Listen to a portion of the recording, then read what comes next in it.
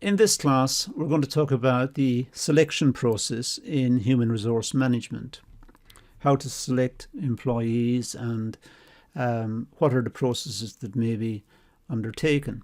And more specifically, we're going to talk about assessment centres. Now, assessment centres are quite common in graduate recruitment, often used by organisations when they want to recruit staff who are perhaps going to go into middle management and who perhaps eventually will go into the higher echelons of the business. So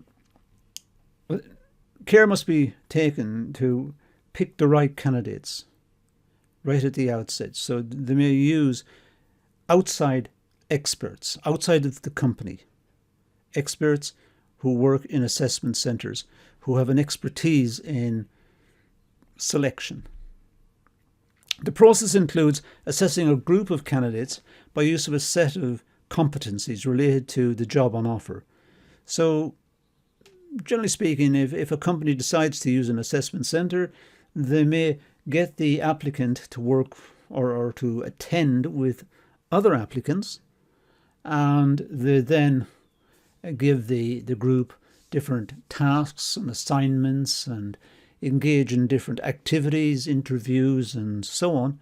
And out of this process, the assessment centre will make a recommendation as to which candidate is most suitable for the task within the business, and will report back to the business, and perhaps that person will get the job or maybe not. It depends on the business. But the assessment centre will report back. And that's, in a nutshell, what an assessment centre does. The tasks outlined must be relevant to the job and provide the necessary feedback to the organisation regarding the candidate's ability. So, number 3 on this list is what the assessment centre does. It knows what the tasks are, it assesses the applicant in the context of those tasks, and then it reports back to the organisation. Assessment centres were developed as a means to allow candidates to communicate their abilities to employers. So it helps the candidates as well as the employers. The candidates now can justify their application to the business by going through this task or this set of tasks in the assessment centre and getting a recommendation from the assessment centre that they are in fact suitable. Now, that's a strong endorsement of their application. Typical tasks involved in the assessment centres could be looking at individual or group work, looking at the individual, or perhaps looking at the individual working within a group to see how well that individual relates to the other members of the group and how effective that member is as a part of a group. Companies tend to be groups. We tend to work in groups a lot of the time. There could be written tests, or there could be psychological testing. Psychological testing normally are papers which are recommended by experts, and some questions, and tick the boxes, and then there is some sort of understanding of the weak spots that a person has, and perhaps the strong bits as well. There could be oral presentations, asking them to do a presentation, making sure that they're capable of articulating a particular argument or a particular point. Generally, being able to present. And so-called in-basket tasks. Sometimes we have various tasks needing to be done, and we need to prioritise those tasks. We need to be able to pick out the ones that need to be done straight away, and others perhaps can wait until tomorrow, but some can't. So we need to be able to look at the basket of tasks in front of us and prioritise. Being able to analyse work as well. It's not just a question of accepting what's around us, but analysing it to see if it can be improved or what can be done about it, or how does the work process, how does it conducted? What are the steps? And are they consistent? Are they logical? Are some of the steps overdone? Or are some of the steps a little vague? Do they need to be strengthened? So looking at it analytically. Tasks related to individual problem solving as well.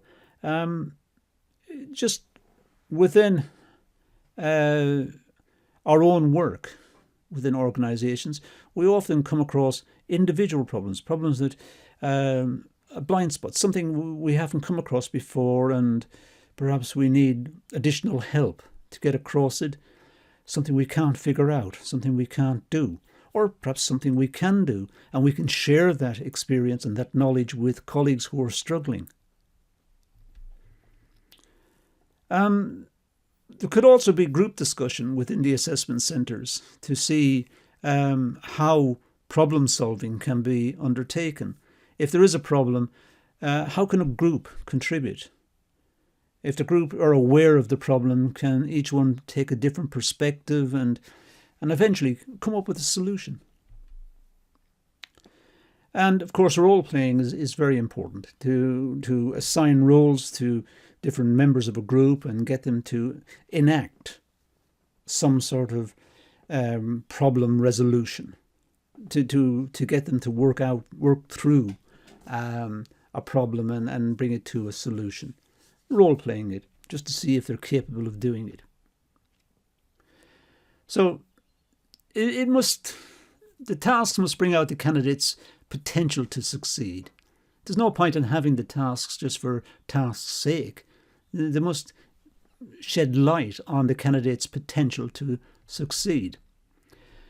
For example, analyse the level of individual or group competitiveness.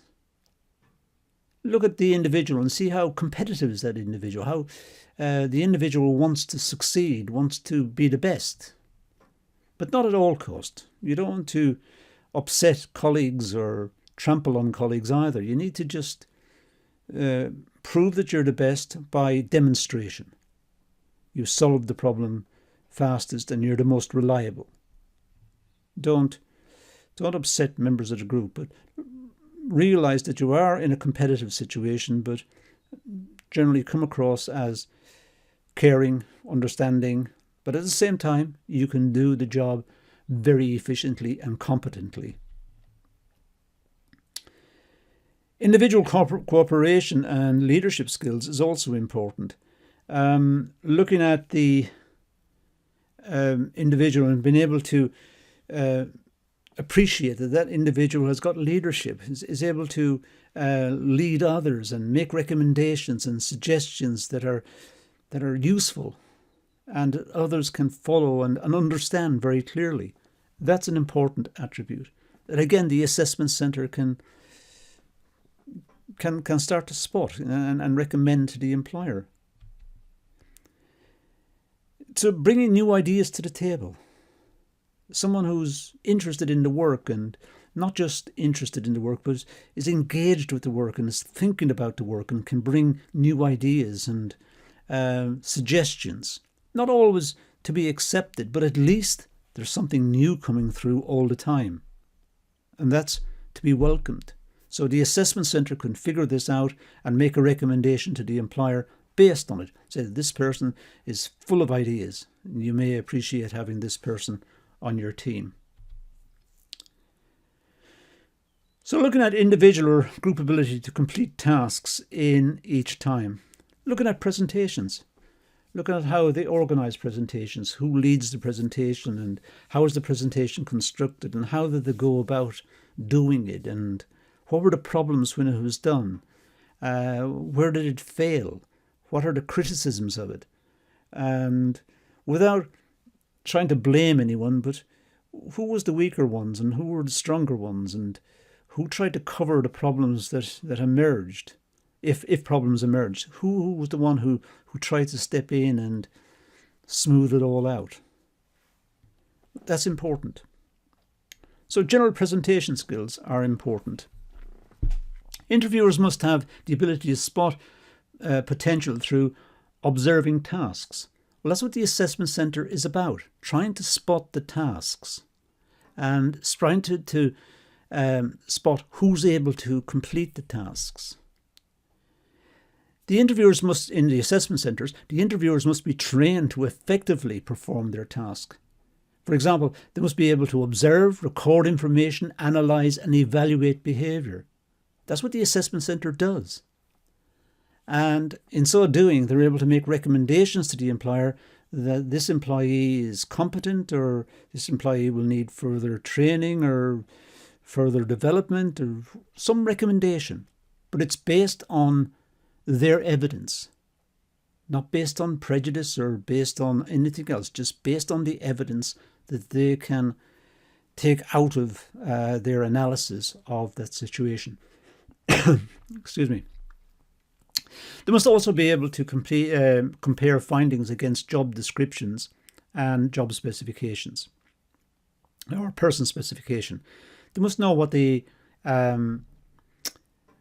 company wanted when they advertised the position, and then they must be able to compare that with the person who turned up, or the people who turned up, to see which one most closely matches that specification.